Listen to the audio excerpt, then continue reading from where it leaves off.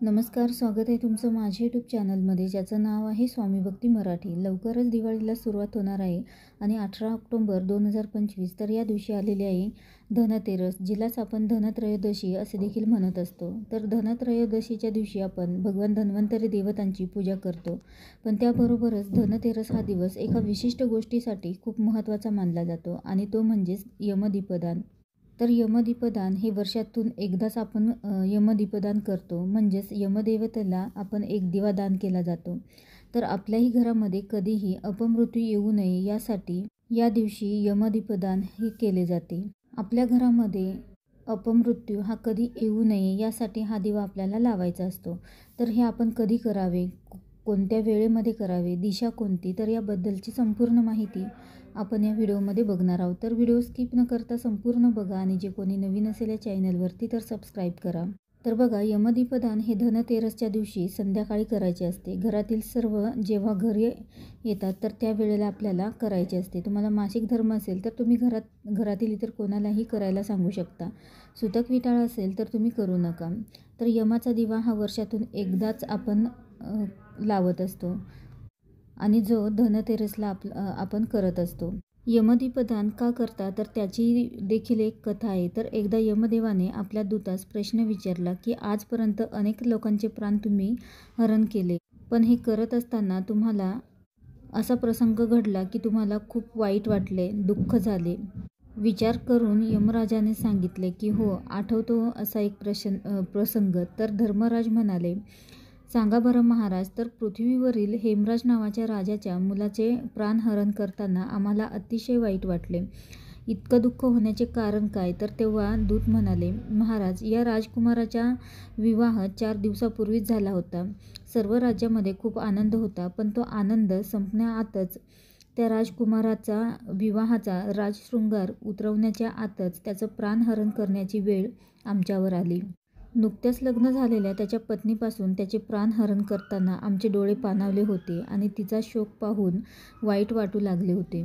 हा प्रसंग ऐकून यमराजालाही वाईट वाटले आणि त्याच्याही डोळ्यामध्ये पाणी आले. दूत म्हणाले, महाराज, कृपा करा, पण असा अपमृत्यूचा प्रसंग कोणावरही येऊ नये यासाठी काही करा. तेव्हा यमराज म्हणाले, ठीक आहे, की जेव्हा जे कोणी धनत्रयोदशीच्या दिवशी मला दीपदान देतील व आजपासून पुढचे 5 दिवस दीपोत्सव साजरे करतील, तर त्यांच्या कुटुंबावर कधीही अपमृत्यूचा प्रसंग येणार नाही. आणि तेव्हापासून ही प्रथा झाली आणि म्हणूनच आपल्याला यमदीपदान करायचे असते.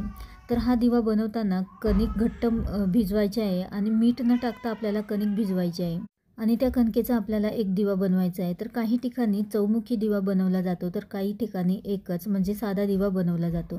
तुमच्याकडे ज्या पद्धतीने बनवत असाल तर त्या पद्धतीने तुम्ही बनवू शकता. तर या पिठाचा एक दिवा बनवायचा आहे आणि दिव्यासोबत 2 मुटके देखील बनवले जाते. हाताने आपल्याला हे मुटके बनवायचे आहे, म्हणजेच त्यावर बोटाचे ठसे दिसतील या पद्धतीने आपल्याला हे मुटके बनवायचे आहे आणि हे दिव्याच्या दोन्ही बाजूने आपल्याला एक एक करून ठेवायचे आहे आणि या दिव्यामध्ये आपल्याला एकच वात टाकायची आहे. तुम्ही चौमुखी लावणार असाल तर त्यामध्ये देखील 4 आपल्याला सिंगल सेपरेट वाते आपल्याला त्यामध्ये टाकायचे आहे.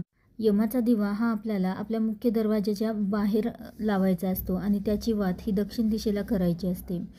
दिव्याखाली आपल्याला प्लेट किंवा एक विड्याचं पान ठेवून त्यावर थोडे तांदूळ ठेवून त्यावरती आपल्याला हा दिवा ठेवायचा आहे. तर तो जमिनीला स्पर्श होता कामा नये, तर या पद्धतीने आपल्याला हा दिवा ठेवायचा आहे. दिव्यामध्ये तुम्ही मोहरीचं तेल किंवा तिळाचं तेल किंवा जे असेल तुमच्याकडे तर ते तेल तुम्ही टाकू शकता. त्यानंतर दिवा बाहेर नेल्यानंतरच आपल्याला प्रज्वलित करायचा आहे आणि त्यानंतर दिव्याला गंध, फुलं अर्पण करायचं आहे. दिवा बाहेर जाऊनच प्रज्वलित करा. दिव्यामध्ये काही ठिकाणी तांदूळ आणि 1 रुपया टाकला जातो किंवा कवडी काही ठिकाणी टाकली जाते. तुमच्याकडे ज्या पद्धतीने करत असाल तर त्या पद्धतीने तुम्ही करू शकता. त्यानंतर आपल्याला हा दिवा प्रज्वलित केल्यानंतर एक मंत्र देखील म्हणायचा असतो. तर हा दिवा 7 किंवा 7:30ला लावा. मुख्य दरवाजाच्या उजव्या किंवा डाव्या बाजूला देखील तुम्ही हा दिवा ठेवू शकता. दिव्याची वात दक्षिण दिशेला येईल या पद्धतीने आपल्याला हा दिवा ठेवायचा आहे. दिवा प्रज्वलित करून झाल्यानंतर आपल्याला नमस्कार करायचा आहे आणि एक मंत्र म्हणायचा आहे. तर तो मंत्र असा आहे, मृत्यूना दंड पाशाभ्या केले श्यामे या 6 त्रयोदशा क्षरी दीपदानान सूर्या प्रियाता नमः मम प्रियाता मम. तर हा मंत्र 1 वेळा आपल्याला म्हणायचा आहे. आणि आपलंही तोंड दिवा लावताना आपलंही तोंड हे दक्षिण दिशेला असावं, या पद्धतीने आपल्याला थांबायचं आहे. दक्षिण दिशा ही यमाची दिशा मानली गेली आहे आणि या दिवशी आपण पूजा करत असतो तेव्हा आपल्याही घरामध्ये अपमृत्यू होत नाही असं म्हटले जाते. हे झाल्यानंतर या दिवशी घरातील प्रत्येकाने या दिव्याला नमस्कार करायचा आहे आणि हा मंत्र देखील म्हणायचा आहे. दिवा जर शांत झाला तर तो परत लावू नका. हवेने वगैरे तो जर शांत झाला तर तो परत लावू नका. आणि त्यासाठीच तुम्ही दिवा उशिरा देखील लावू शकता किंवा तुमच्या घरातील सर्व आल्यानंतरच तुम्ही हा दिवा लावा. अगदी 10 वाजेपर्यंत जरी लावला तरीही चालेल.